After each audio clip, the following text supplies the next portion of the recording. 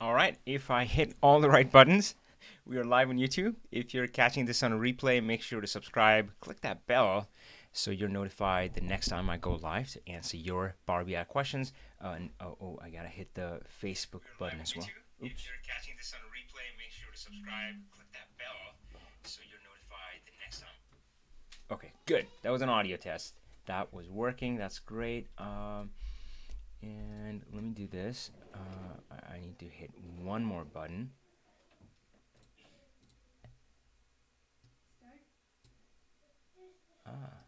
It's not ready yet. Okay, I guess we're not going to do Facebook today. Some reason it's not working, but that's all right. All right, so let's see, who do we have on the phone? I have Brian and Heather. Hey, Brian. Heather, how are you guys doing?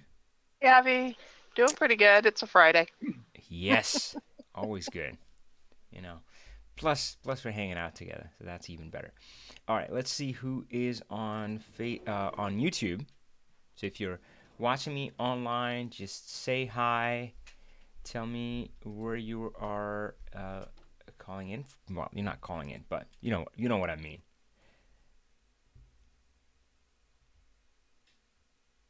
All right, let's see. Sorry, I don't have the chat window up yet. I'm just gonna. Should have done that a minute ago. Okay, it's coming up.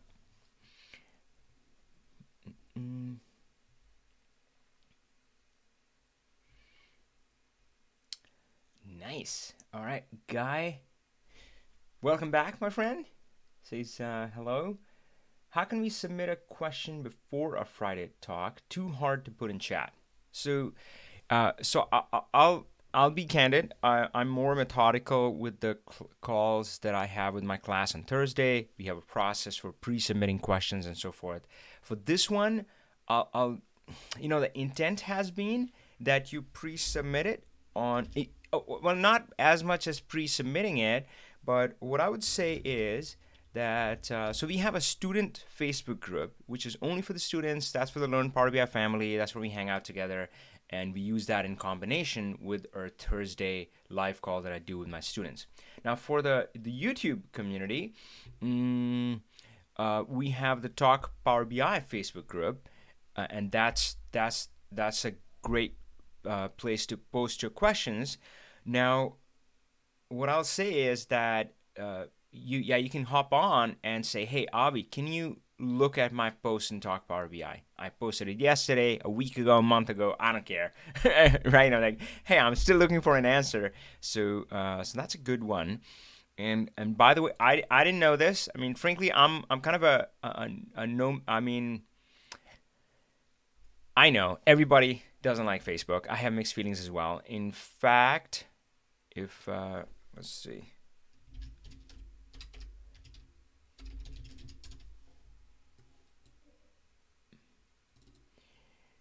Yeah, I mean, if you look at my profile, I pretty much engage with these groups, and that's it, right? So anyway, the trick that I was gonna share with you is you can click on in that group once you post it. You can click on the timestamp for that, and that gives you a direct link to that post, and then you can stick this in the YouTube chat window and say, hey, Avi, can you look at this question? And I'll pull it up, and of course you can upload files here as well, or you can share via OneDrive, via link or something, right? So file sharing is pretty easy. All right, cool. So that's how you can submit your questions. Let's say whenever you're stuck somewhere, go ahead, submit and Talk Power BI. Of course, if you're a student, you have your own exclusive group and our Thursday call. But otherwise, go in here, submit it, and then on the live calls, just point me to that question, because you're right. I mean, otherwise, I'm like, oh, I don't want to type all that stuff, you know. Cool. Let's see who else is on. And now I'm lost in my windows. Where's the chat window? Ooh, I should pop it out. Pop it out. Nice. Who else is here? Rewire says hello. Are previous sessions available to us? Oh, yes. Where are they located? Yes, my friend. All of the sessions all of the Talk Power BI, they're on YouTube. They're publicly available, and we do the same thing in class. So if you join my class, that group is Learn Power BI. That's our student group. Don't try to join it. It won't let you in unless you're a student, right? So, and in here, we have the same thing. We have the videos available, so you can see all the longer ones. 1 hour 36, 123, 116. And frankly, these are short calls. I think people are like, enjoying the summer. I mean, this is our typical call, 3 hours, 2.5 hours. So all of those are available. And for our class, we keep notes as well. Hey, Samuel, how are you doing? Oh wait, Samuel dropped off. So for our class, we keep same way. We keep all the notes. We keep links to recording, so you can watch the recording. Sometimes we often do like a recap on YouTube and on Talk Power BI. So switching to Talk Power BI. Where did that window go? Does that ever happen to you? You have too many windows open? Yeah, if you go on my channel, there's this Talk Power BI playlist. 23 videos, not bad, eh? We'll see. I'm on a new groove here, by the way, guys. So I appreciate you joining. I appreciate your support. I appreciate you bringing questions for this. The biggest fear, of course, is I'm going to come online and there are not going to be any questions. I hope it has happened before, and it's okay. But I'm recommitted to this. I plan to do it weekly. So you can find all the old videos there. But you know what? I'll be candid. Those videos don't get any kind of replays because it's hard to watch a conversational call like this without being able to participate. So this works best if you do attend a live call. I mean, otherwise, my other videos are more focused. If you're just looking to learn Power BI, gosh, the tutorial, go for that. And that's going to be really focused. None of this chit-chat stuff. Okay. All right. Cool. So all of that is there. And I'm working really hard because it's fair that I should make all of the notes available to you as well, right? And again, I do it in the same style that I do it with my students, but this is for the community. And not just that, I want to make all the files, any files that we create in here available to you as well. So if you go in here, I do have, you can see a treasure trove. So if somebody was going back and listening to all the calls, they'll also be able to grab these files. So guys, I'm working on that. It's coming soon. We'll keep you updated. Mark Frater is here. So Mark Frater is an honored member in our Learn Power BI family. One of the first, or I don't remember, either you were in the very first batch of Learn Power BI or the second one, maybe the first one, I think. And guys, it's grown to 300 plus now across like 25 different countries. And every time I see that image where I've plotted, once in a while I refresh it, where I plot everybody on a map, and it feels amazing. So Mark Frater says hi from Chicago. Guy Johnson, Western Pennsylvania. I think I've been around those parts. So I've been around. My brother lived in Hershey. Not quite Western Pennsylvania. And what is it? The Amish town. I loved roaming around in that place. Cool. James Hinton says hello. So Mark, it's cool to join me on YouTube. If you choose to, you also have an option to call in, and so of course my students get to call in and hang out with me on the phone as well. Who else is here? William from Bradford, UK. Rewire actually has a name. He's called David. All right, David. Hey, I might call you Rewire sometimes if I forget, but I'll try to remember that. Don't do Facebook. So Guy doesn't like Facebook. You know what? Let's talk about that. So I as I said, I have mixed feelings about Facebook too.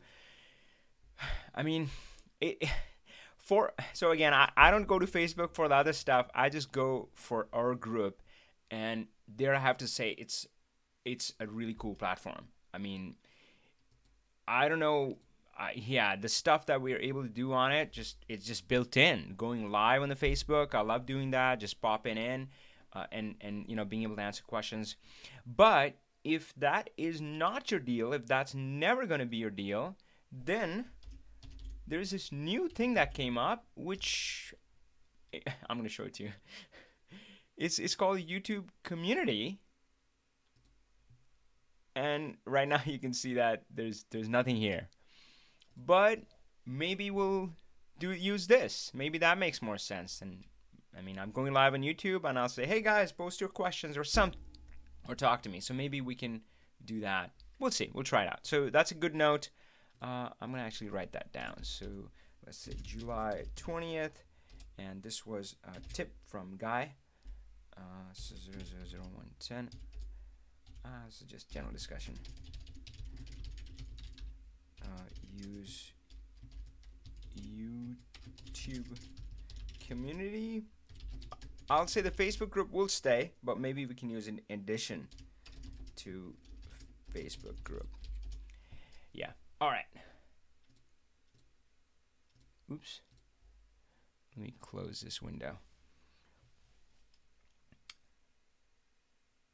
Madhu has a question. Good afternoon, Avi. I'm new to Power BI. I have a question about relationships in Power BI. I'm trying to form a relationship between two tables. I'm going to slot that in. Yeah, gosh, I've been thinking about that. Rick Van Dinteren says hello. Hello, my friend. How can I join your class? The enrollment is closed right now, so you have two options. One, either you can join the wait list, or what I would say is enrollment is opening soon. I would invite you to take part in the challenge that we're going to run.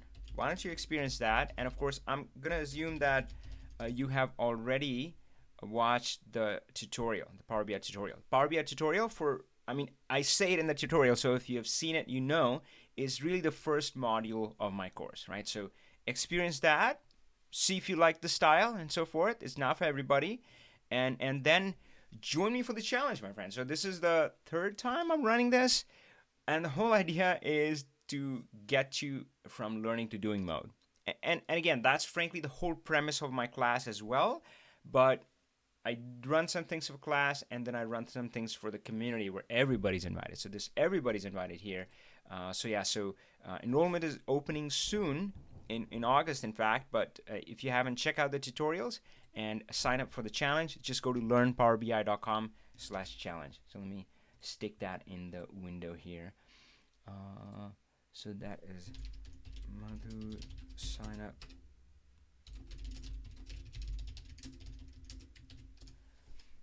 All right, cool.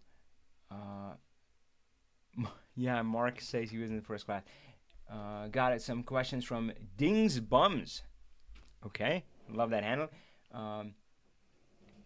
Yeah, so guys asking, can we send stuff by email? But here's a problem that I've had with email. When people email me, they email me their sensitive company data, and it just I don't want to expose your your data by mistake. Like, oh, guys sent this question. Let me open up this file, and boom, the whole world can see it. So yeah, you have to share it with me on a public forum. That's just I follow that. So Facebook or YouTube community. Email would be nice. I agree. But yeah, so let's go with that. Oh boy, not everybody loves Facebook. I'll have to think about that. So Ed is also saying anything but Facebook. Delete my account 2 years ago. Ouch. Okay, cool. So we'll focus on the YouTube community, see how that works. If not, I don't know. I mean, there's of course all the other tools. There's Slack, and now there's Microsoft Teams. That would be kind of cool, I guess. Set up a Microsoft Teams for us. They have a free version now. I am using Microsoft Teams internally within my company, and I like it. Okay. All right, Ed. I hear you loud and clear. Med has a question: how to add dynamic axes and do. Awesome. So let's step into your question, and I'm gonna copy. I have Madhu and Med's questions. Let's see. Okay, so let's see.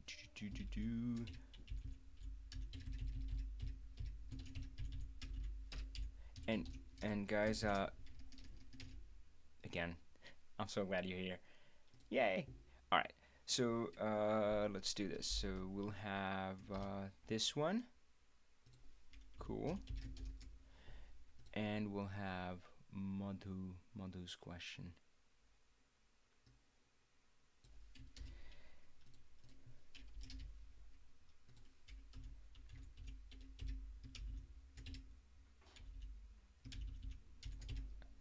Oops. Did I delete too much? No.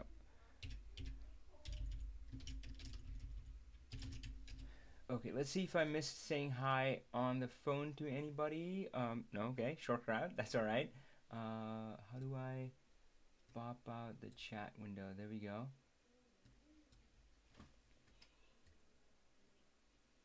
Okay.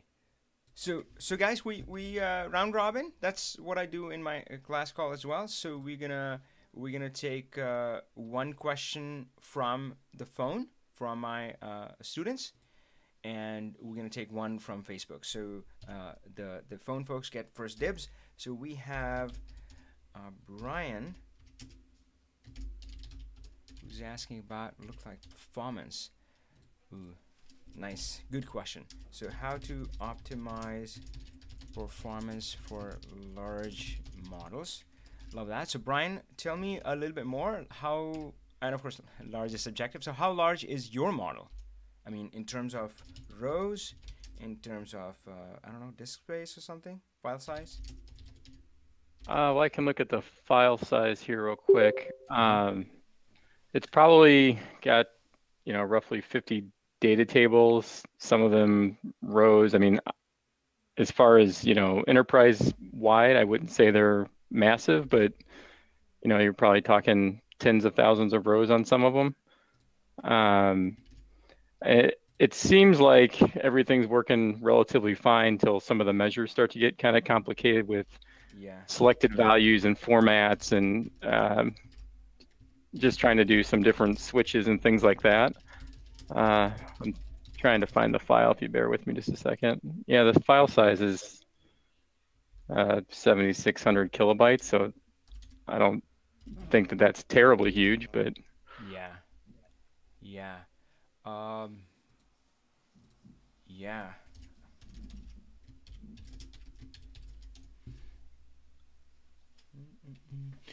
Oh my God. So you have different problems. This is not a large model. Yeah. So I would answer it differently. Maybe we'll come back. So on YouTube, if you so yeah, what how large is large? Let's talk about that for really quick.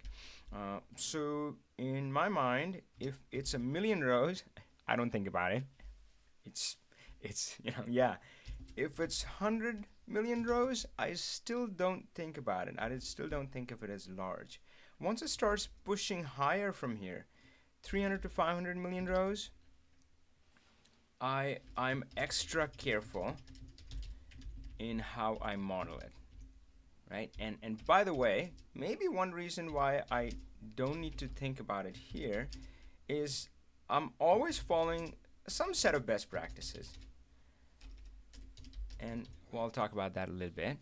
And once we go beyond that, I don't know, really big, 500 million plus, then you can theoretically, you can possibly still handle it using Power BI desktop, or maybe not. Depends on your model. Maybe it is time to upgrade to the elder cousin of Power BI desktop, which is SSAS Tabular.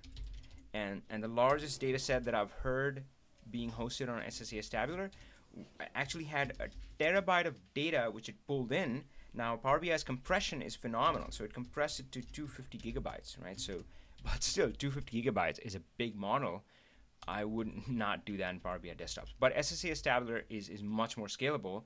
And the best part that I loved, believe me, I was scared to death when I had to switch to SSAS Tabular, is it's it's kind of the same. It's got the same DAX, it's got the same tables, relationship views. I'm like, oh, okay, yeah, it's just not so. Yeah, so that's that was my first question. So this one is not big data. So we have different problems here, and I think they may be around this.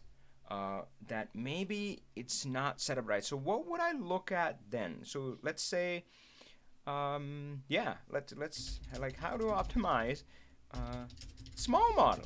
Right? So I wouldn't. So what I would look at is, first of all, so Brian, let me know if you can share your screen.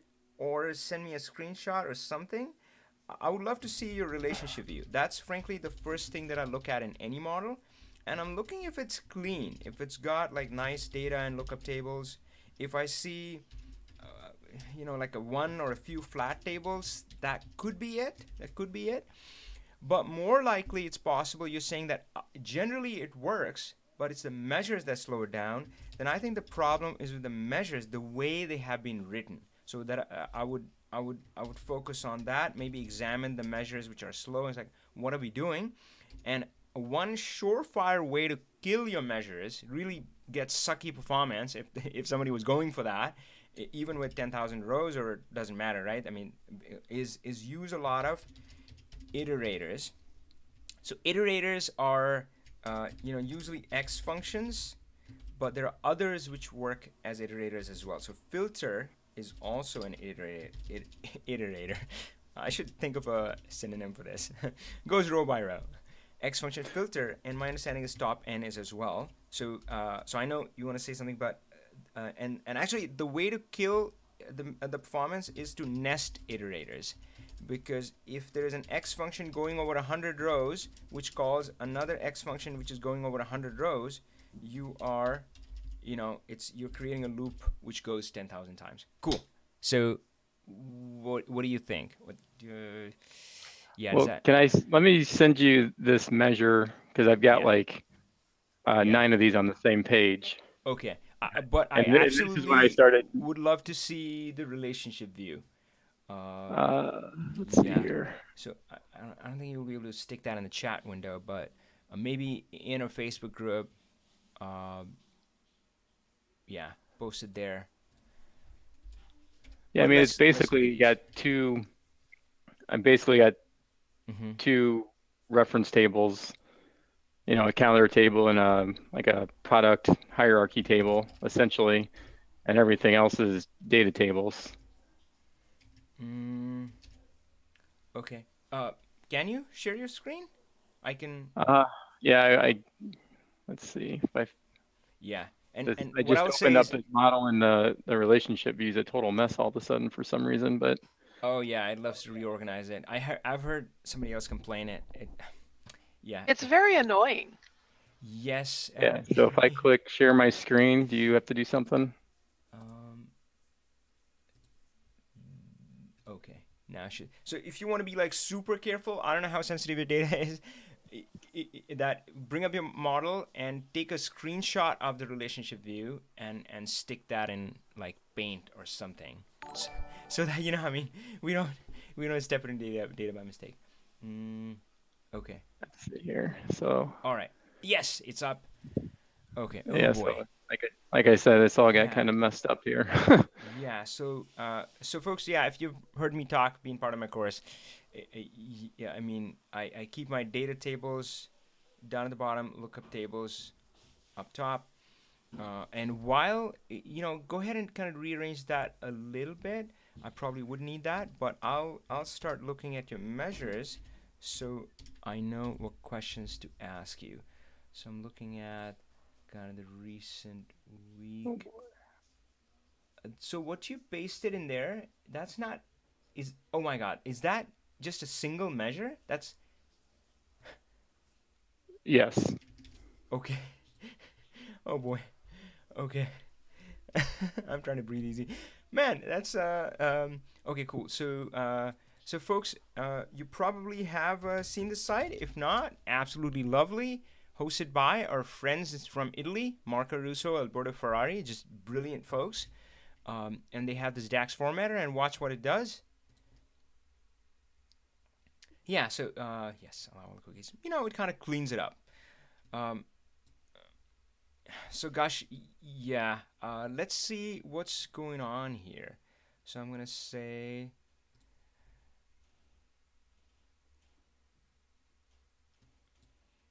oh boy, this is really exciting.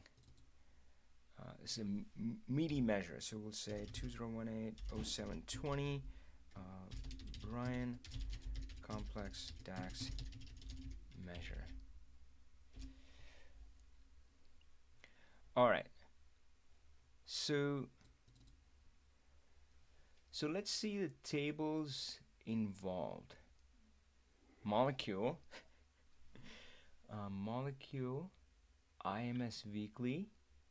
Ah, okay, it's not too bad. I just see two tables in that measure, if I'm reading it right. IMS Hmm. weekly and molecule. So let's just focus on that. So IMS weekly, I imagine, is a data table. Oh, perfect. So we don't even Yeah. need to worry about all the rest. And so molecule, just move it up for me, for my sake. So that's so molecule is a lookup table for IMS weekly, and so can you move molecule above IMS weekly? Oh, sure. Yeah. Yep. Sorry, my brain can't work. Yeah, so perfect. Yeah, so relationships flow downhill, all of that good stuff. So I'm gonna take a screenshot of that. And but yeah, it's straightforward. Let me go back here, and we're gonna stick that in here. Tell me a little bit about this data set. What is it? What does it represent? Well, this is obviously weekly data that we get. It's Nielsen's data, essentially. Yeah. Um, and based on the molecule that we're looking at, Uh huh.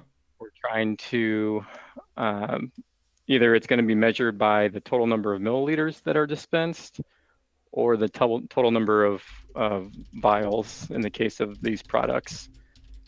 So that's one of the switches that's kind of happening in there based on the selected value. And Yeah. then Yeah. Yeah. also looking at um, our us as a manufacturer versus the total market. Yep. Yep. So yeah, so I have worked with Nielsen data, not too much, but definitely a few clients and students. Us as a manufacturer versus the market, right, or competitors. Yes. Okay, got it, got it. I'm almost tempted. Mm, so IMS Weekly, can you show me a glimpse of that data? Gosh, and again, I don't want to put you in like a tight spot. Uh, No, I think that would be okay. okay. I mean, that's the format that it's in. Okay, got it. Okay, so we got that.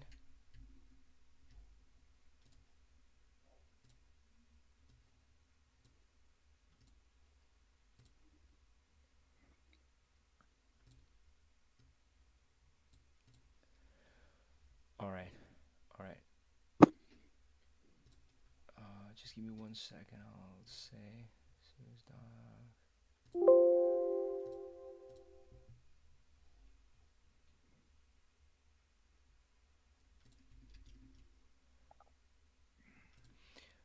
Okay, so I'm looking at your measure, and it's saying if selected value is phenylephrine. How would you say that?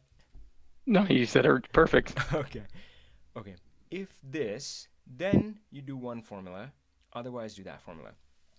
So the way Power BI DAX works, it's kind of really cool because it runs a lot of optimizations on the back end. And so I had talked about the nested iterators being a bad thing.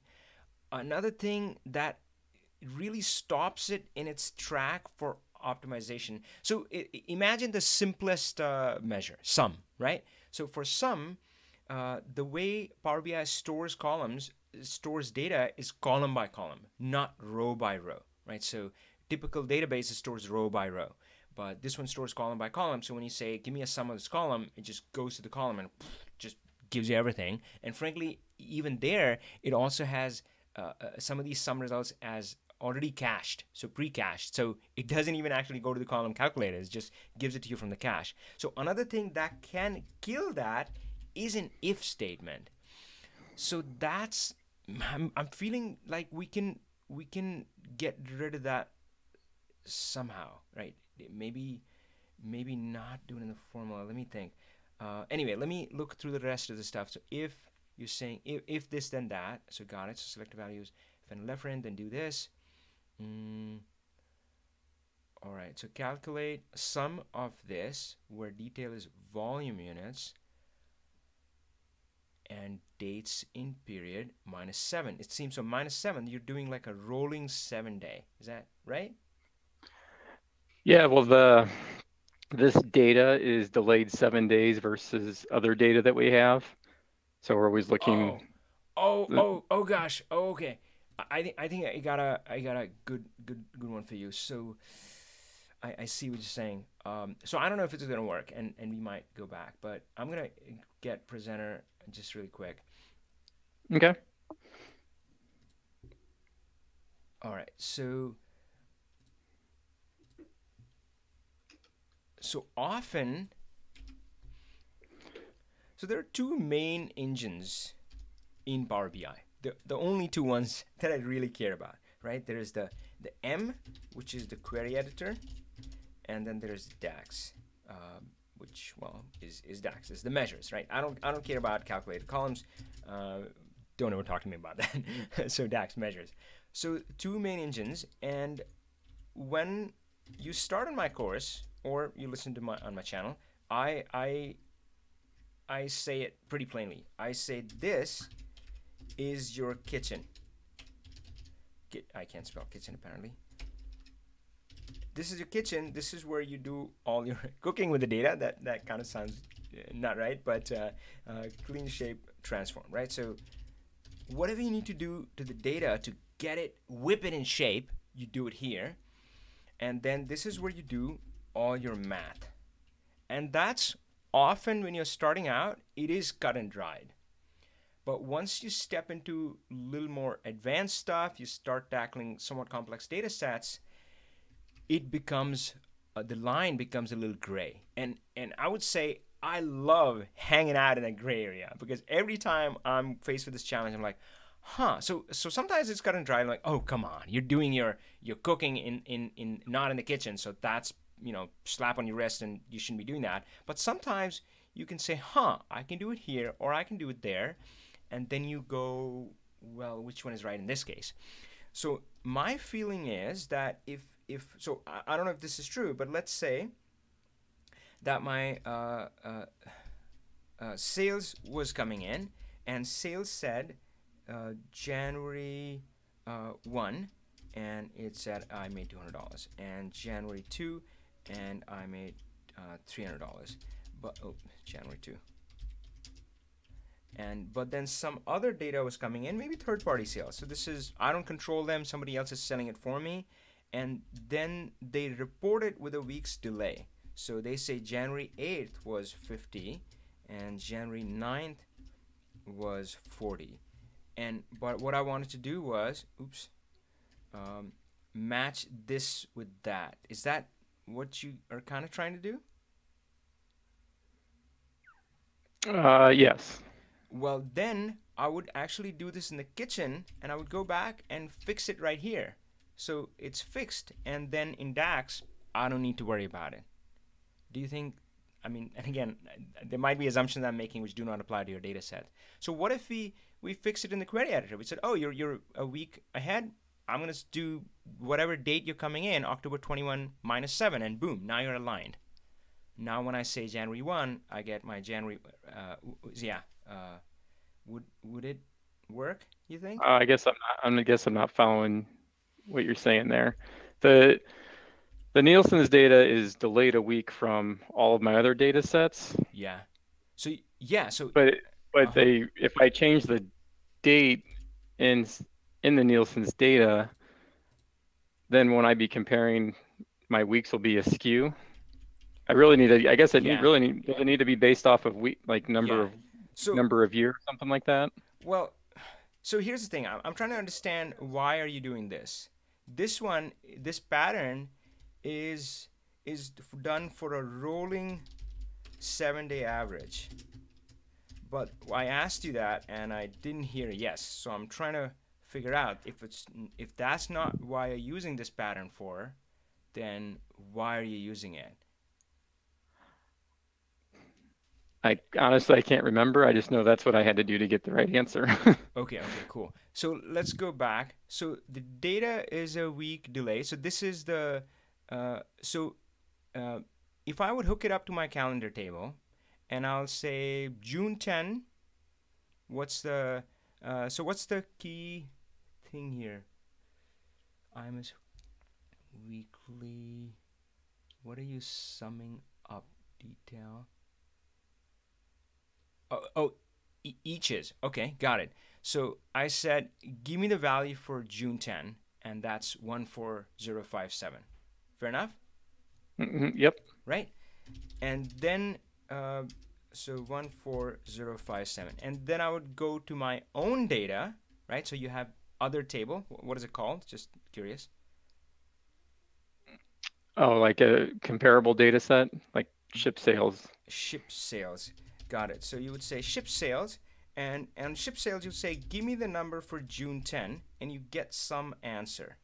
1396. And is this valid, right? So we looked it up right here, it said 14057. Can you compare this with that and say, oh, I am X% of the thing June 10 number reported by Nielsen, or not?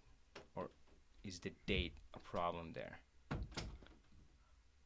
I think what happened in the past with this was that works if you pick the date you're selecting ends in a Friday. It works because these are all Yeah. Fridays. Yeah. So now I'm thinking through this with you. Maybe I just need to add week number of year and compare it that way. Yup. Oh, bingo. The other And thing I was going to ask yeah. you with this is I'm not very good with bookmarks in different pages, but would it Wait. be Just, let me something stop you else? right there. Yeah. So whenever Okay. you say I'm not good at something, you have to say not yet. Yeah. Not yet. Okay. Yeah. Cool. Uh-huh.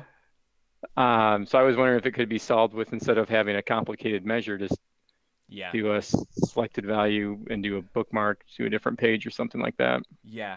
No, I really feel that this can and should be solved. So the further back you solve, the easier your life gets. Because if you solve it in the query editor, then your measure becomes simple, and then your visualization is simple. I've tried bookmarks.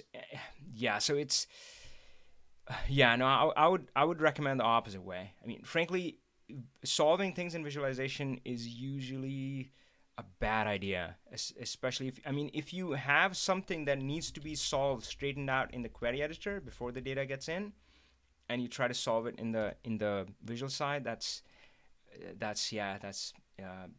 yeah, that doesn't help you much. So here's I think we might, so I certainly feel it's certainly not a large data set, so it's all about the measure.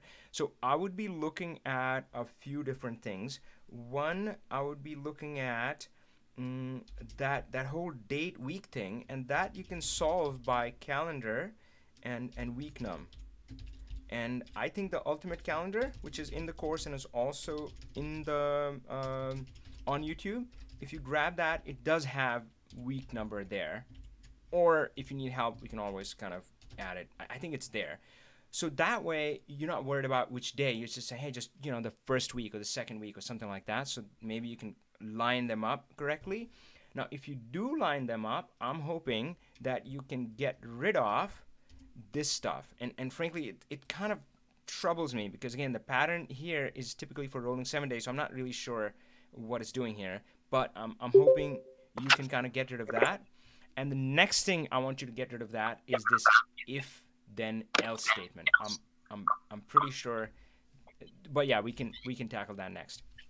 So cool. So hey, what was I gonna say? So Brian, are you on the live calls that we do with the class Thursdays? Sometimes. Okay, cool. So of course, YouTube, I'm a little more hesitant because the whole world is watching. But there, we can go deeper, and if you, and of course, one thing that would greatly help is if you can just uh, dummy it up, or just take like 10 rows from here and few rows from molecule, and have that as a something you can share kind of inside the class. Then we can actually work on it, and I'll take control and see how we can shape it in something like that. All right. Okay, thanks. I think talking through it helped. Cool. Yeah. Calendar week nums start there, and then the next thing I would look at is getting rid of the if. Awesome. All right, guys. Hey, that was a good meaty question to kick us off, and I love that. And guys, you saw, if it wasn't clear to you already working with Power BI, it's it's not easy. But let me share with you a quick insight. And I was talking to another student in the class, Eric Briggs, and we talked about, he brought it up, and then I said, oh yeah, of course, that's how it happens. And so Power BI, you start off real easy, and all the demos you see, they focus on the visuals, and it's like, oh my god, this is so easy. And then you start, as you start stepping into it, start applying with your real data, it gets really, really frustrating. And but my friends, once you go, through that, it does become really super easy, and now your capability is just infinite almost. You can solve any problem thrown at you.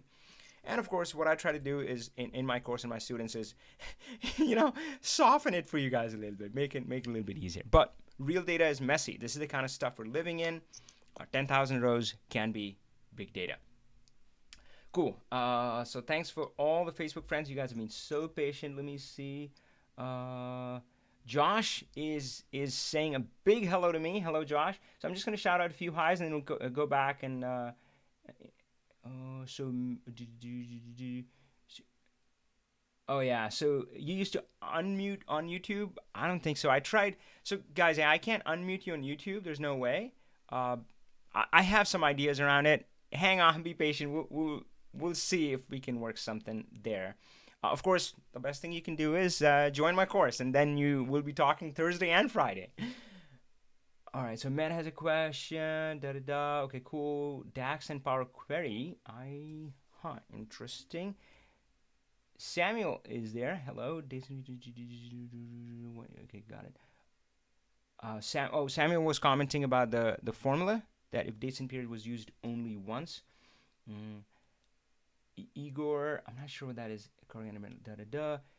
Guy Jones use variables. Joshua, hello. Yeah, variables can help too. That's a good tip. But again, I think you gotta have a clean model to begin with. So I go back to that. The Prasad has a question. So let's see.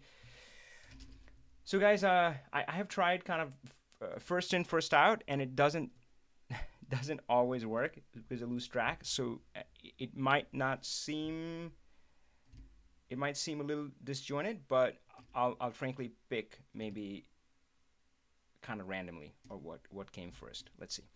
So view, let's go navigation pane. Awesome. So we had Brian's question, and let's see.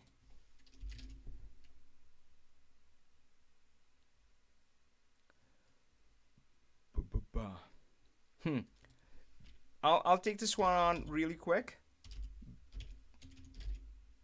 07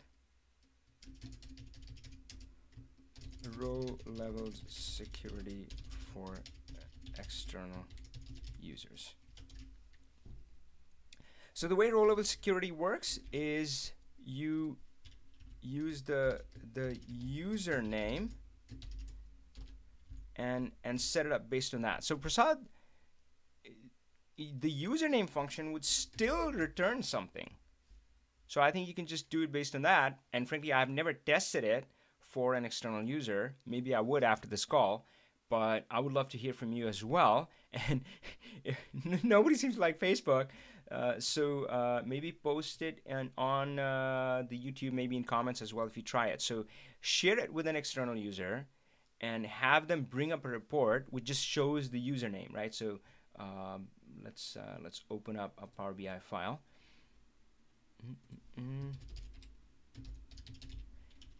And it would show something, and whatever it shows, you can set up security based on that. Cool. So I will check that and come back. Let's go. And guys, again, if I missed something, just post it again. I did see some stuff on incremental refresh, and yeah, but let's see the next one we talk about. So, oh boy, this is a big one. How to add dynamic access for target by region, country, delivery type. Is it possible to have tooltips feature on Power BI Web? I was not aware that tooltips, they have to work on Power BI Web. So let's take this one. because I'm hoping this is quicker. So this one 004504. Let's talk about this one. Is it possible to have tooltips on Power BI web?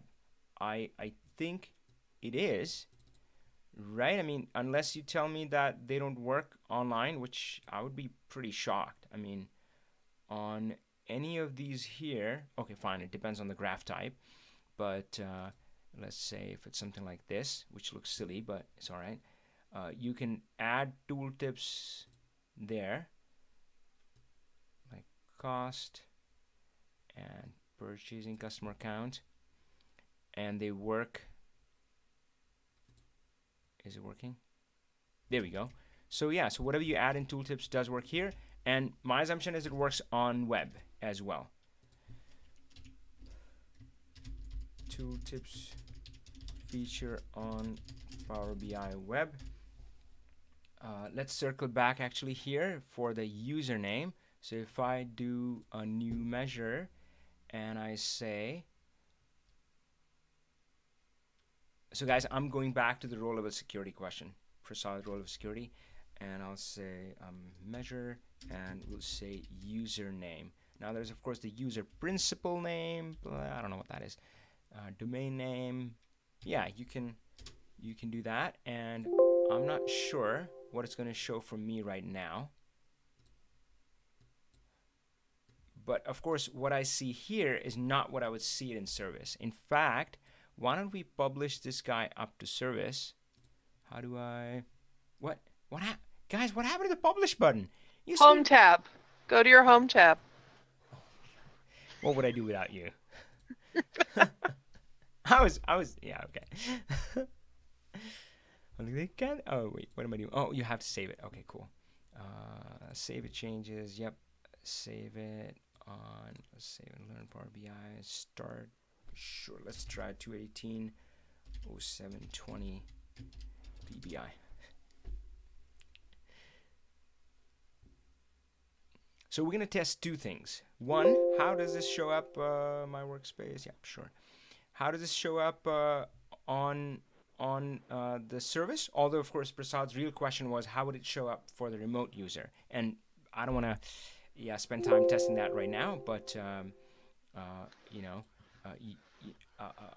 yeah, it should work. So what is? Can I copy? No.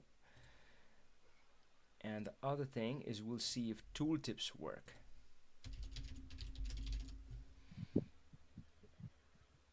Avi, I just uploaded one that had the new tooltip feature, and yes, it is working on the web. Wow. So the new tooltip feature is where you can show like essentially a report, right? You can show graphs. A tiny little, yeah, it's a tiny little thing. If you want to switch to me, I could show you this data set.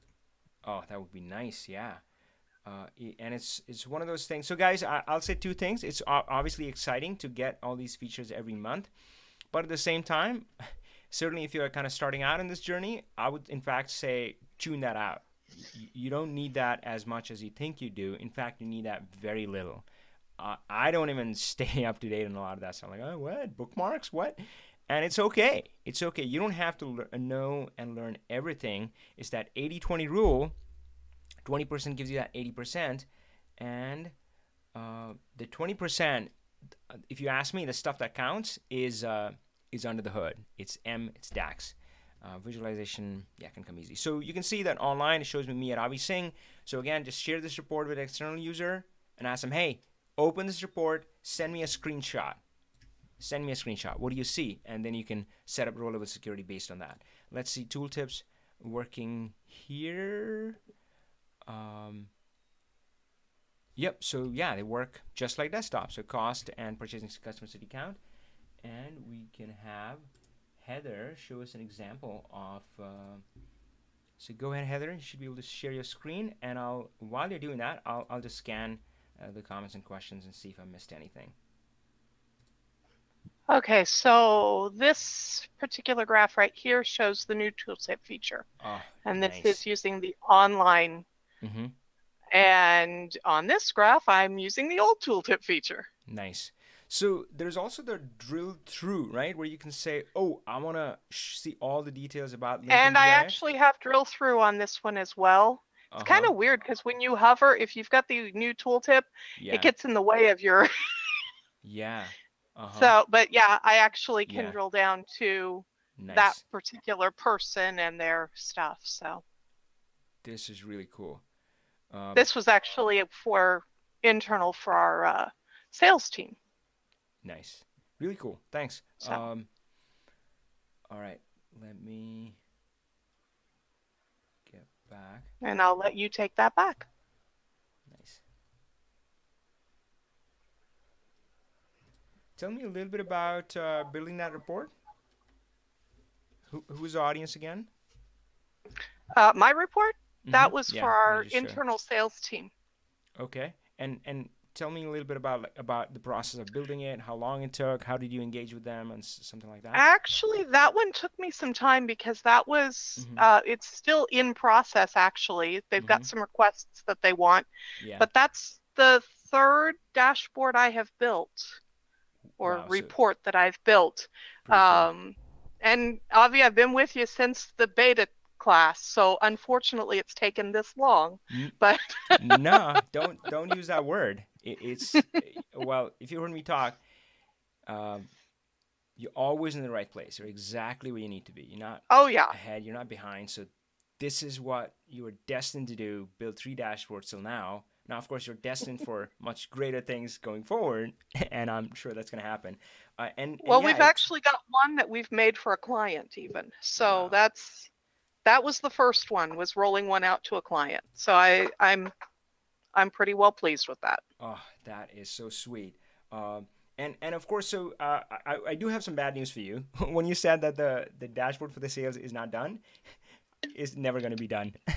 I Oh mean, no. right? I mean, that's the way I see it. Frankly, every dashboard, I mean, dashboard reports, it's a living, breathing thing because a Hmm. business is a living, breathing thing, right? So yeah, it's and of course, Well, and we're actually trying to measure some not truly new categories of sales for us, but things that we're trying to get further into. uh huh, So as the specialists in that division get to know the data better, they'll ask for new things because they're, oh, you know, that like is you said, so it's beautiful. growing, it's evolving. So we're just Yeah, trying to look at it a little differently than a static Excel report.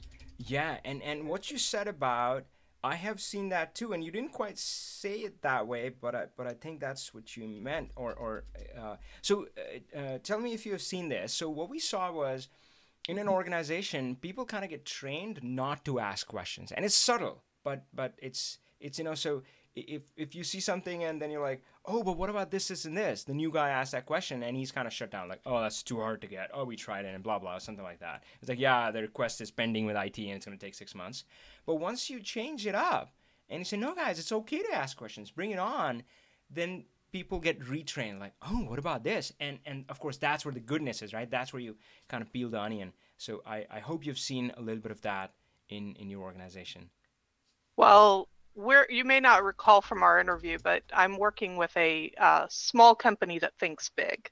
Nice. So, so yes, Oh, everybody love asks that. questions because, hey, when the boss can have somebody from the warehouse come up to him with an idea, yeah, you Yeah. can come to the data analyst and say, what about this? Wow. That's great. That's great. All right. Um, beautiful. And last question on that sales dashboard. Now I know you said that it took you some time to build it, but maybe it took you some time to get to what you were showing me. But the V1, the minimum viable product, the first thing that you shared with them, how long did that take? Oh, well, I'd say V1 was probably in Excel. I've been doing this for quite a Uh huh. while in a Yeah. variety of ways. So Got it it. was just a matter of what Uh huh. of the things we're already doing, what do we want to bring together in a different manner? So, Yes. Awesome. Love it. but Yeah. as far as putting the Power BI dashboard itself Yeah. together, that was just me getting comfortable with the measures and Yeah. not freaking out when I had to use a SumX formula. Yeah. And I have to tell you, Avi, earlier this month, I was rereading an old blog of yours, or an old post of yours. I think it Hmm. was on another website, not yours. Okay. And you had the word iterator in there several times, and I could hear your voice saying it, Yes, but I have to and I say loved that. it. Yeah, yeah. So after tripping on that word a few times, I'm looking for like a simpler version of it. We'll see. Thanks. That's great. Awesome. Oh, gosh, it was so good to talk to you. All right, guys. Let's give some love to YouTube.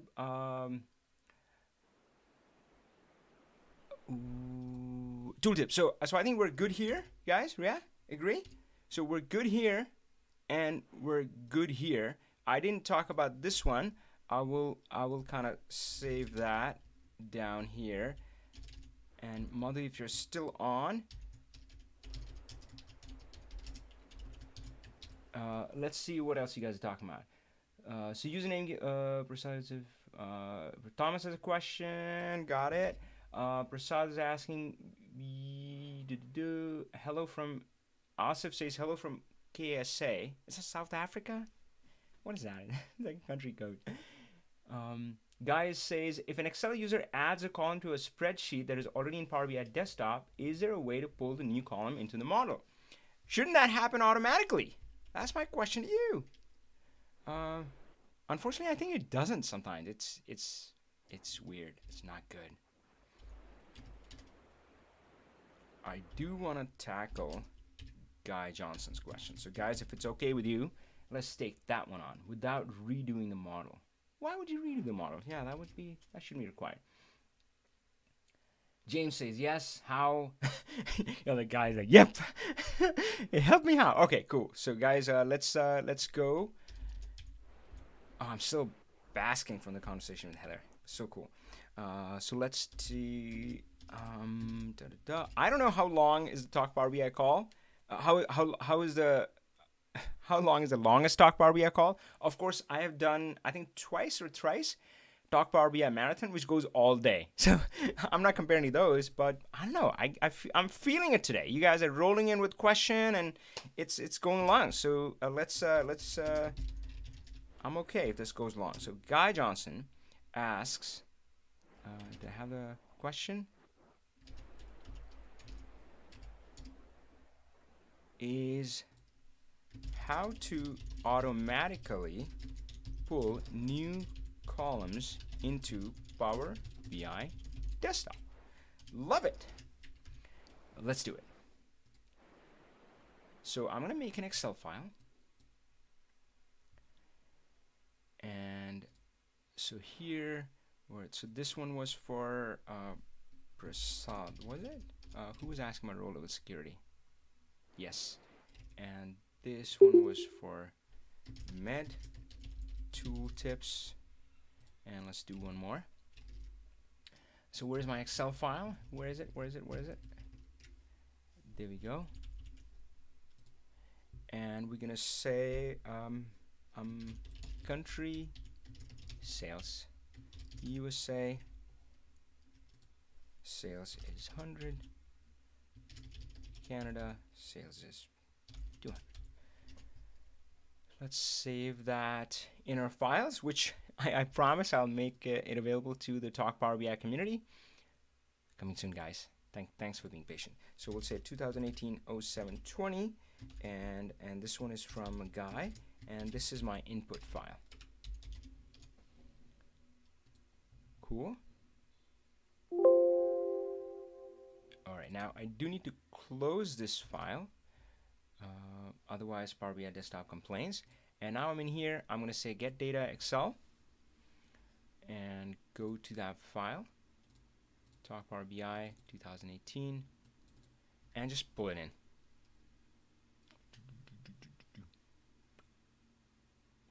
There we go. Sheet looks good. Load. Yes, we got it. Okay, what did we load though? I should have probably renamed it. Okay, we're all done. and let's stick with sheet 1, country, sales, make it a table, and oh, oops, I don't know what that was. Yeah, perfect. And I'm just gonna make this big.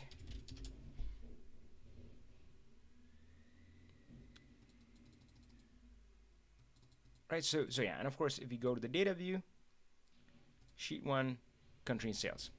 Now let's see what happens when we add a column. Oh my gosh.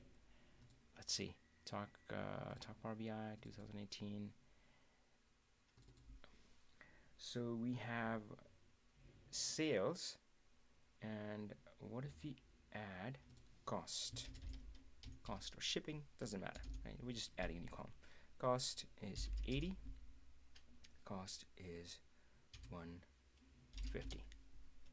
So we added a new column, close the file, and then let's go back and refresh. Oh, oops, shoot. Didn't want to refresh the whole model. We can just refresh this one file. So we say refresh data, cost. So yeah, it seems to bring it in. If that's not your experience, I hear you, because I've seen it happen. And yeah, without being able to reproduce it, it's gonna be hard to talk about it. But yeah, so Guy, why don't you tell me? I mean, is that not your experience, right? And so I just refreshed. Okay, cool. So again, frankly, I was hoping to recreate it because, as I said, it has happened to me. I've seen it. This time it didn't. I'm always disappointed. So sometimes it works, sometimes it doesn't. Let's see. Navigation. You're not bringing in multiple files from a folder, are you? I think that's when it happens. If that is a scenario, we'll recreate that and see if that works. Okay, cool. So we'll wait.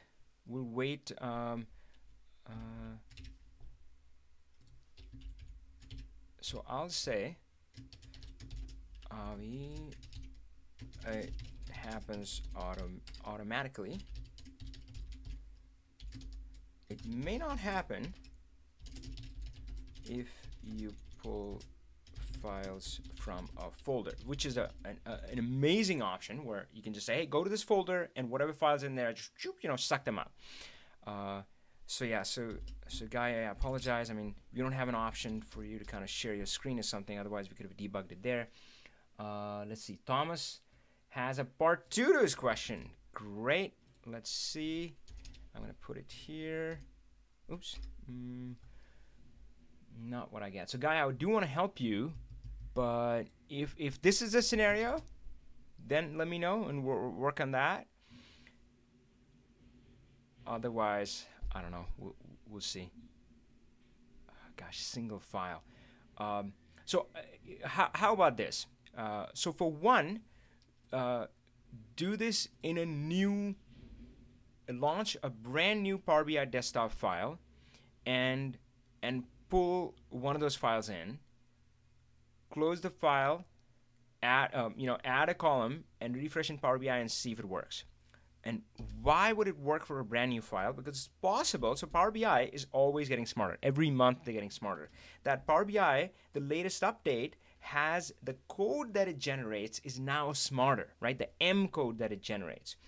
So test that for me, because maybe that's the difference. That's the reason why I have seen the exact problem that you're describing, but I'm unable to recreate it because Power BI Desktop has gotten smarter. So, man, now I'm really want to get to the bottom of this. So, if you can do that now, that'll be great. So just open a brand new file. Make sure your Power BI Desktop is like the latest. Make sure it's updated, ready. You got the latest release, and of course. And then bring it in, add a column, and see if it works for you. So then we would know that, it's possible that when you originally built that model, Power BI wasn't that smart, and the code that it generated made it fixed columns. Fair enough, right? So then you have two options. One, you can take the code from this new file, just go in there, click on Advanced Editor, and just copy the thing. And that's it. Like, cool. This code is going to work forever, right? Any new column you add is just going to bring it in. Great, right? Or the other option is that you fix the old code where you actually see, oh, where is it hard coded to the number of columns? And that's what I used to do. I would go back step by step. And by the way, if you're using Power BI, I would highly recommend, in fact, I require it, my friends, that you turn on the formula bar. Because that way, you're slowly going to learn M. And believe me, I didn't want to learn M. I'm like, gosh, my head is full of DAX and all the other stuff that I learned earlier, VBA, SQL. I don't have space for M, but it's going to help you in the long run, right? So turn on the formula bar. So that's where I used to solve it, where I would go into the formula bar, source, navigation, and at some point I would see, it's hard-coded. It said, bring in the first two columns, and I would change that. I would change that to 3. So either you can fix that there, or bring in this new code, which maybe it works now. Let's try that. So sorry, a bit of a shot in the dark, but I do want to hear from you how that works out. All right, let's see. So I'm kind of torn. Which question do I take? Hey, so Thomas, I'll go with you. So guys, sorry if I bounce back and forth. It's first in first out just doesn't work. So let's say I have a fixed length text file, 7,000 plus columns. How fun is that? And over 5,000 rows. I've tried various import methods that either didn't work, it seems to accept small subset, but larger sections fail. Both R and Power Query or set up the process is too tedious. That is entering column name and field width for each individual column. Any ideas on how to accomplish this? Okay. Yeah.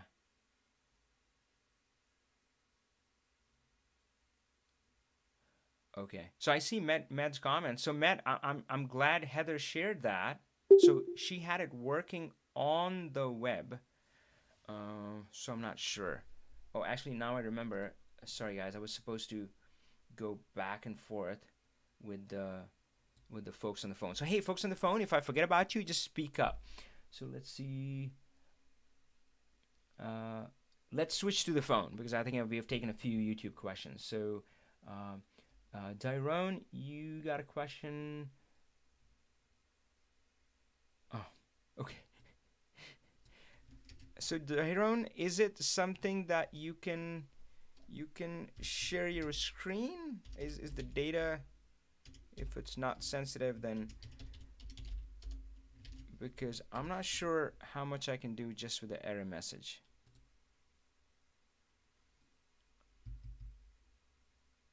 And there we go. I think I can hear you now. If you say hi. I'm not hearing you. It does show that you have a live mic, but okay. Now I can. Hi, Avi. Can you hear me now? Yep, I can hear you. Awesome. Can you hear me now? Yep, I can hear you loud and clear. So yeah, it's hard to go just by the error message. Is it possible that you can share it? And of course, we're live on YouTube, so you can decide that. Well, I'm just having as a data source a third-party API. That's why this third-party API obviously will show credentials. Yeah. And let's assume it is any third party that doesn't provide results for that particular data set. And I can send you a screenshot of the message itself, but it's basically what I sent you in the chat message. Send me the code, M code from the advanced editor.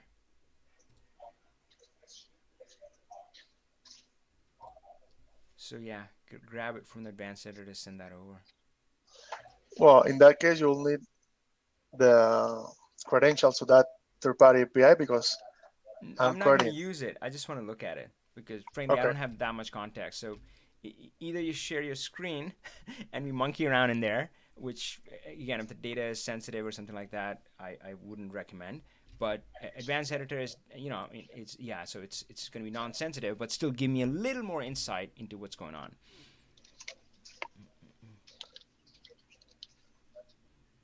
Okay. Should I paste the code right here in the chat? Let's try it. I don't It's know very how big. big it is. Okay. Oh shoot, I it just didn't omitted come through. the Yeah. Um, how about I I just think it, omitted the API source for okay, cool. Yeah. security purposes, but I think it got truncated.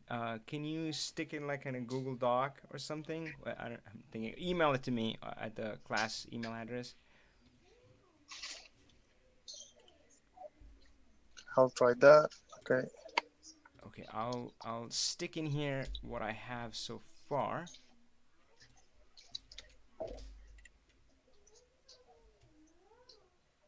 See,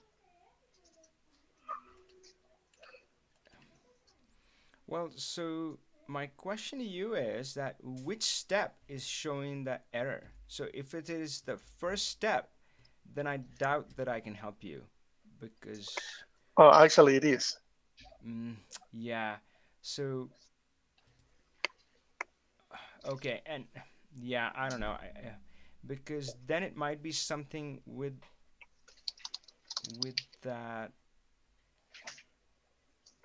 with that API call Yeah, with the actually, it is. contents. It is that. My question is if I can handle it somehow in Power BI. No, I mean if that step fails, you it didn't get data from there. Let me ask you: has this step ever worked? Ever? Like in the past, Yeah, used to yeah. work? Okay, Yes, yes. but then what changed? Why doesn't it work now? Maybe that's we need Because to focus on. the thing is that I'm carrying dynamic data. Sometimes I can have data, some others I don't have, and that's Oh, why I oh, need to know if there is a way to recognize like a empty data set. oh. Okay, okay, got it. So it's empty and there's nothing there. Fair enough. Am I Yeah, okay? yeah, Yeah. and that's fine. Yep. So that's yeah. So do this. Try statement otherwise. So you would say source equals try, stick your statement in.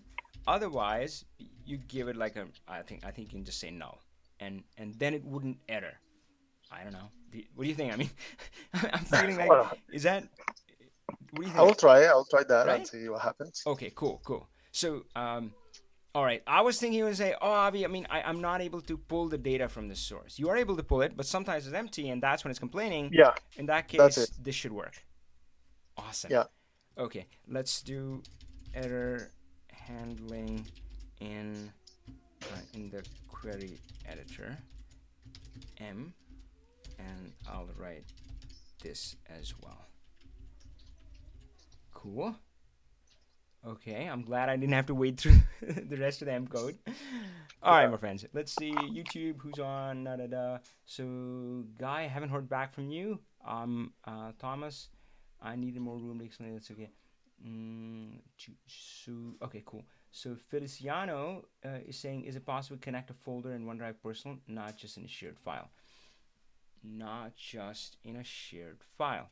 Can you connect to a folder in OneDrive? Let's take that one on. So how are we doing? 113.45. And hey, folks on the phone, again, I'm sometimes too focused on the chat, but just you can just speak up. I know we have a chat window as well, but I don't. Okay, got it.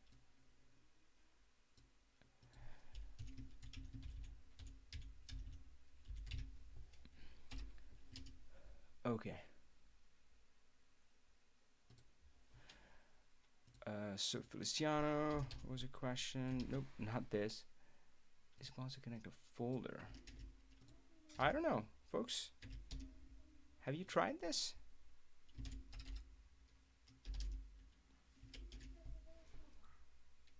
Folder.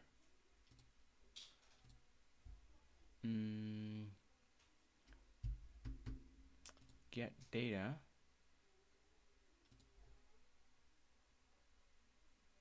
Let's see. folder. There's a SharePoint folder. Let's yeah, I mean, I don't know about OneDrive personal, but I know OneDrive for business kind of uses SharePoint in the back end.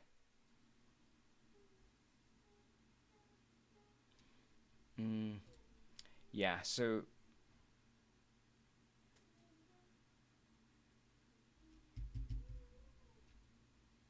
I'm thinking, talk Power BI, where are my files hosted? Yeah, it's on OneDrive for business. And does this work?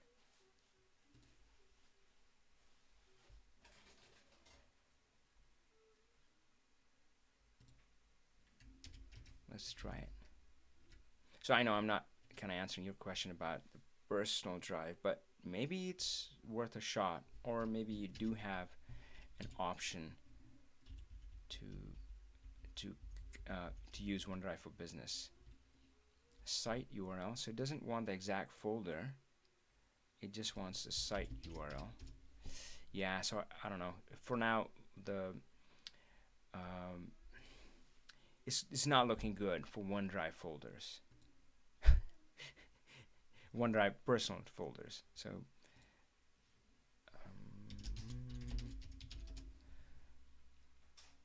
so I'll go back here and we'll say, oops, Avi seems it well, yeah, you never know, somebody might have a solution for this. So I don't know an answer. I'll just say what I do know. You can connect to OneDrive for business folders. All right.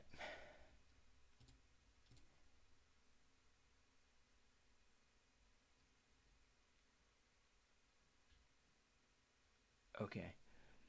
Simon is saying my Power BI desktop does not have the link on the format image. Should I download the new version?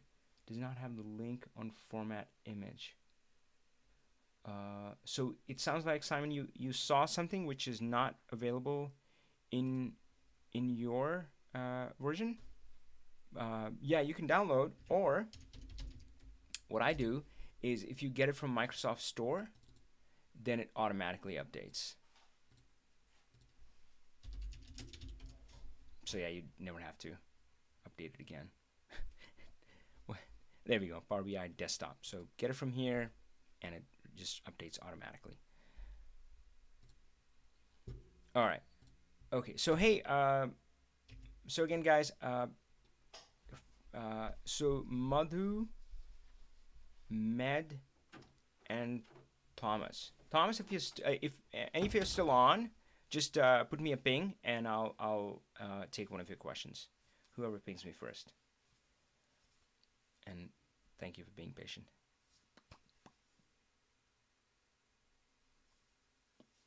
No? Well, if I missed you, I apologize.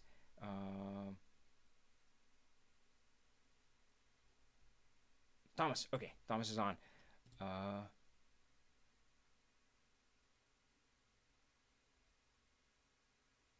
Okay, got it. Thanks, man.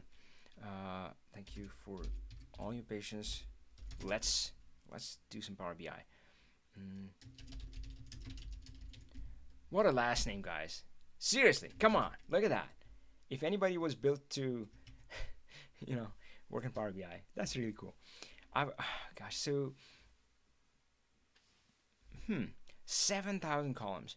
Any chance you can post part of that file? Just 5 rows, 1 row, 2 rows. Yeah, 1 row is too little. Any chance you can post that in I don't know if you're in the Facebook group.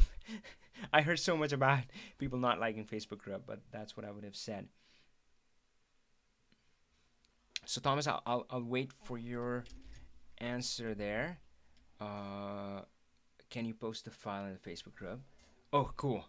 Yes, so I'll say head over to Talk Power BI and just post that there, and I'll keep an eye on that.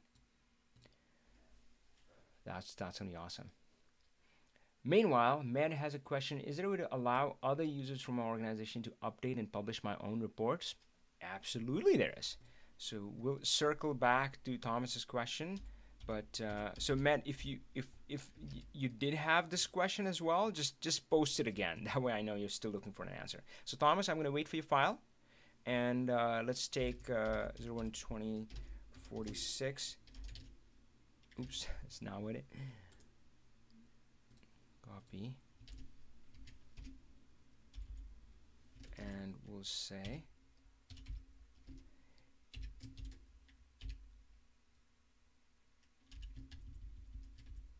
allow other users from organization to update and publish my own reports. And the way to do that, is workspaces. And it is a paid feature. So whoever is participating is going to have to say pay $10 per user per month. I would be curious to know whether you are already using Power BI Pro for yourself, if you have a Pro license, or if your organization has already Pro. Like, oh yeah, Avi, we're all set. And often, usually the people who say we're all set, their organization usually subscribes to an Office 365 plan, which includes Power BI. That's where they're all set. Usually everybody else is like, oh yeah, well these 5 people have Pro licenses, but I don't know, something like that. So I would like to hear that from you. Thomas says it's his destiny. Yes. Thomas Powers says this is destiny to to be a Power BI rockstar. So I was going to show you workspaces. So here we are in Power BI, and this is my workspace. So this is personal. Nobody else can mess with it, but I can set up different workspaces. So I can have, kind of this different workspace, and it can have different members who and either those members can be, what? I didn't expect it to open this. How do I, there's a different thing, workspaces, learn Power BI, edit workspace, that's what I was looking for. And here you can see, well, this one is lonely, it's only got me, but I can add other people, and I can add them as an admin, or John is going to need a Pro license, but they're going to need a Pro license. So I can add them, and I can add them as a member. Now members, and you decide whether members can like edit content or not, right? So you can use it so that in one scenario, everybody is, so you have 2 choices. One, you can add them as an admin, of course, or you can add them as a member. And for members, you can either give them view only or edit only. So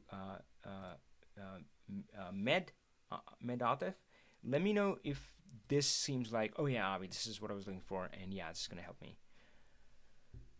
Okay, so I'm gonna check the Talk Power BI, see if we have a post from Thomas. I don't see it yet. Huh.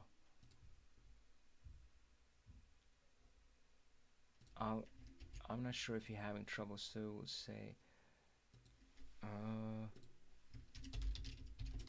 post it on this. And all right, meanwhile, Muhammad Siddiqui is asking a question. I'm getting an error when I refresh the data in Excel. The requested operation cannot be performed. So Muhammad, that's a little bit too generic. I would need a little more information, and since I can't have you like share your screen for the YouTube participants, let's see, what do I need from Muhammad?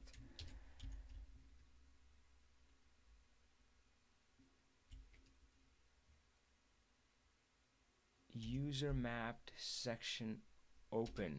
I'm not sure I understand what this means. With a user mapped section open. Requested operation cannot be performed in file. Is that the exact message? Maybe post the M code somewhere. And you can grab that from the advanced editor. And I don't know if I don't think posting it in YouTube would be a good idea. I think it truncates the messages. So put it up on you can of course put it up on the Facebook group, post it there as a file or something. So yeah, I need a little bit more from you, like what are the steps, what's going on, which step is editing out. And even then, frankly, I would say I don't guarantee. Something like this, I would love to kind of hop on a call with you and try to sort it out. But yeah, for the YouTube stuff, I don't have that option.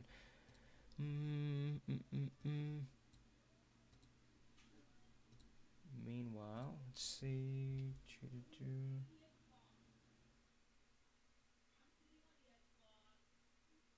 All right, cool. Thomas, tell me what's going on. I'm waiting for your file. Is it here?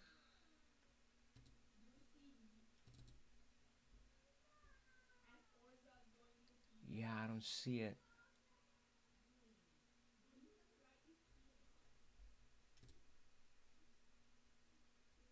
Okay, let's see if we can tackle something else. And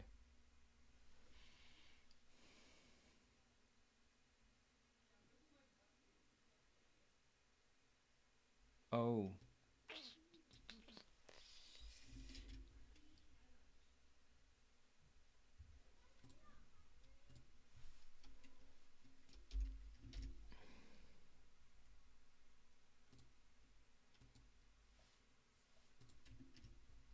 ooh, what happened there?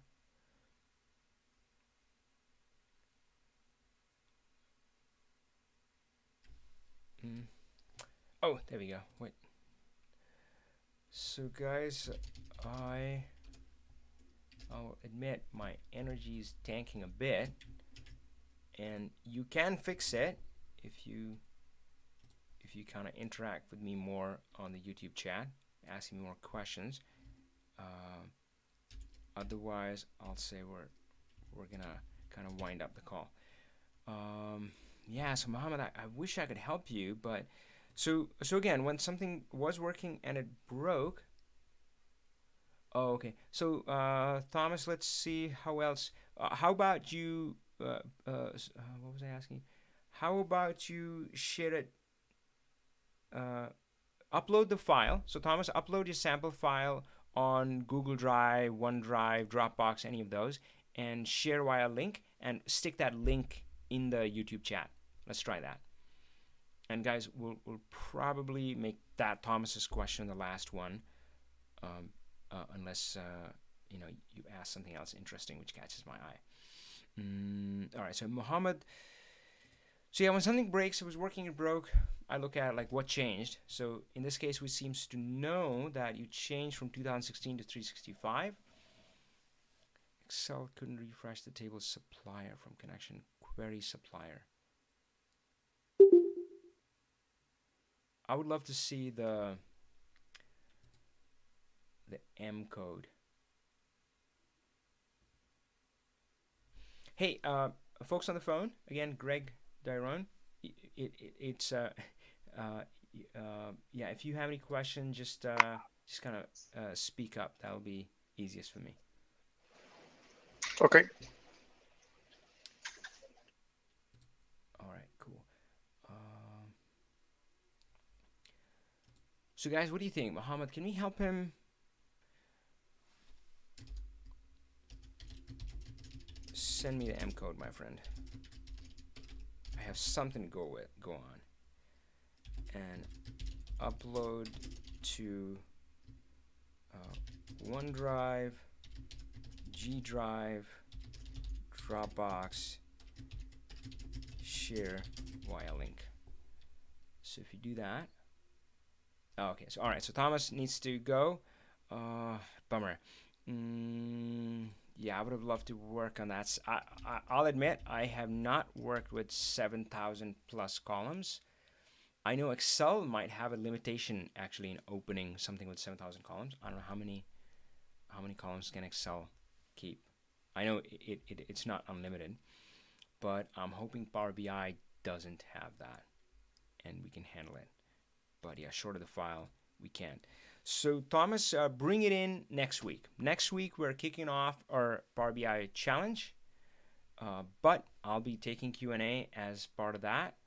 And yeah, so if you have the file ready, we can hopefully take a crack at that. So let's do a last call, guys. And if I get something new, I'll stay and answer. Otherwise, we'll call it a day. We'll hang out again next week. Again, next week is a special event. It's not a regular Talk Power BI. It's the challenge, and you can check out my channel for earlier videos if you want to get a flavor of that. But the idea is to guide you through building your first and next dashboard. And I'll be totally candid.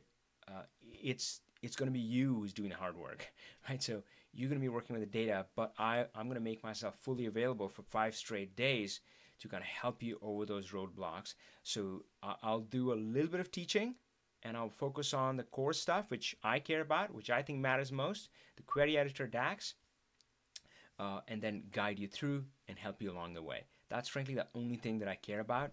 It's yeah, I mean, I see people doing like, oh, go to this public data set and build this thing.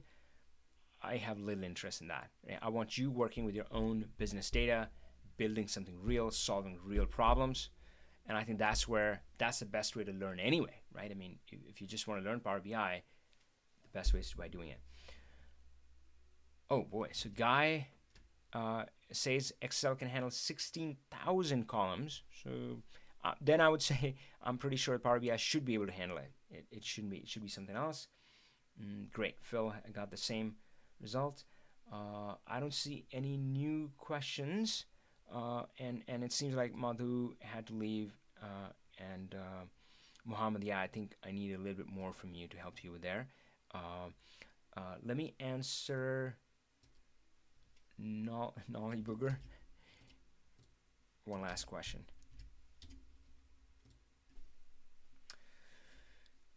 So guys, we'll make it the last one, but it's an interesting one.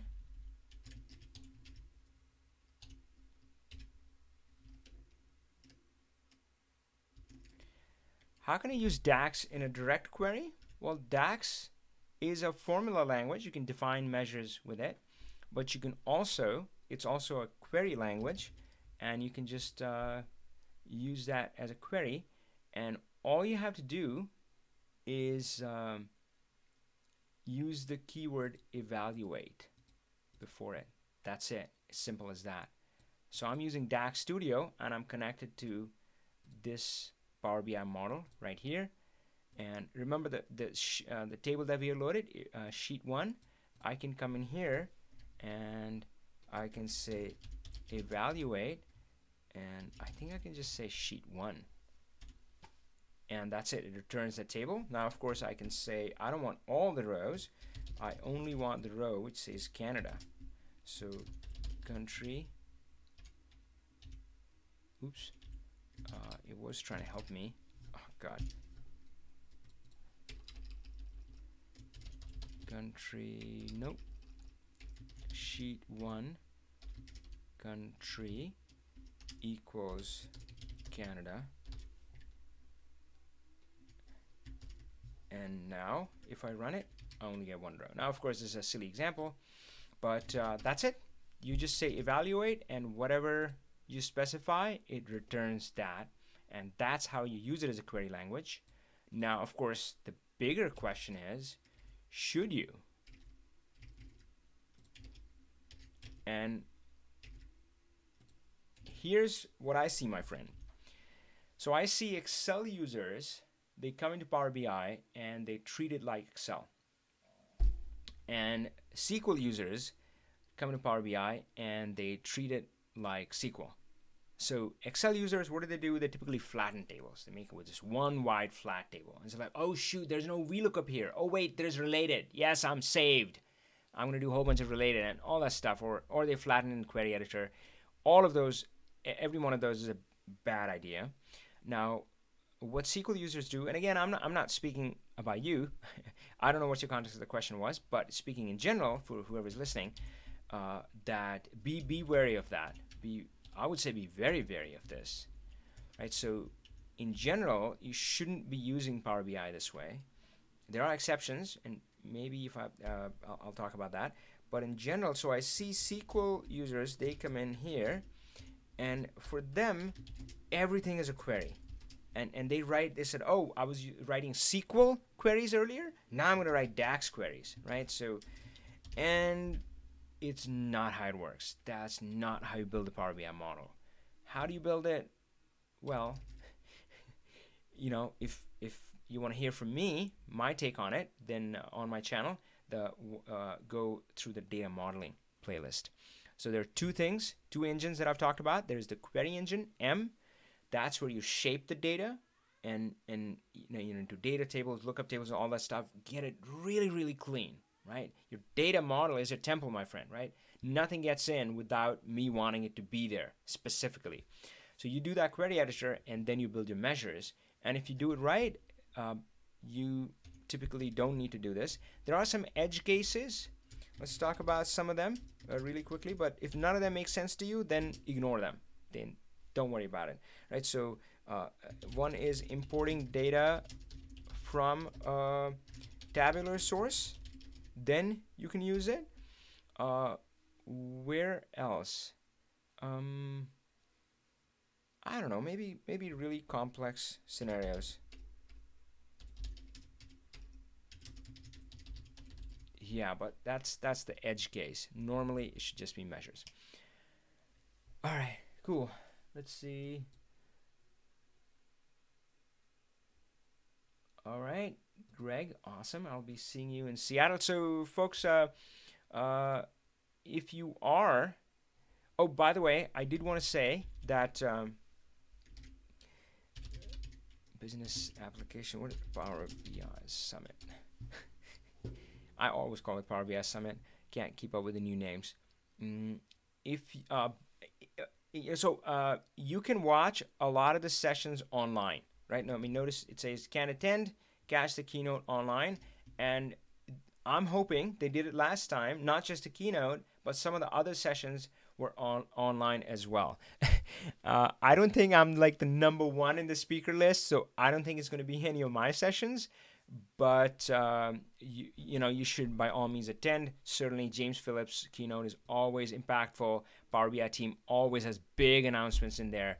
So do attend. But on the same note, I will also say that it's the basics that matter. It's the 20-80-20 rule, right? So don't feel like you need to know all of this new stuff and absorb it. Guys, seriously, this is my full-time job, and I'm not able to do that. I mean, that's how big kind of the Power BI ecosystem is now. And let that go. Don't let that be like hold you back. And less is more. If you master just a few of the basics, right? If you get a really good handle on the query editor, really good handle on the measures, and it's simple stuff. None of that is complicated, right? But just understand it to that level, it's going to be so much easier to build things in Power BI. And again, you don't need all the bells and whistles. But yeah, I mean, by all means, attend this event. And if you're there in person, I do have 3 different sessions there. So you can join me there. Or, what was I going to say? Oh, I'm going to be there at the networking events as well, especially the one on Monday, 4 to 6. The Sunday one, I'm actually reserving it just to meet with my Learn Power BI students, the Learn Power BI family members. So that one is, I'm going to be focused on them. But the Monday event, networking 4 to 6, just come and. By the way, if you haven't heard this before, you're supposed to come and give me a hug. So if you shake my hand, I'm like, oh, this is some random dude. But if you hug me, then I know you follow me, and hey, you'll get a hug back, right? So it's gonna be a win-win. So these are my sessions. Modeling data. This is like a day-long session, and I'm talking about my favorite topic in the world. Presenting it with one of my favorite people in the world, Matt Allington, and you've seen his video on my channel where I interviewed him about his story. And this one is actually a compressed version to our express tour of the same thing, because this one sold out so quick. This was one of the first 3 sessions to sold out, which is cool, I guess. And I'm excited about this one, top 10 Microsoft Power BI, well, top 10 Power BI rookie mistakes to avoid. And I've shared a little teaser of that on my YouTube channel. You can go watch it there. And of course, I'll probably release some of this content inside my class and some of it on my YouTube channel as well, to kind of stay tuned for that. That's it, I guess. I feel exhausted, my friends, but this was epic. This was great. Thank you so much for all your questions. Thank you for your patience. Yeah, I'm really hoping that a lot of you join me in that upcoming challenge. Just go to learnpowerbi.com/challenge, and that's going to be epic. And maybe I'll see some of you later inside the Learn Power BI family, the Learn Power BI course. Power on, my friends.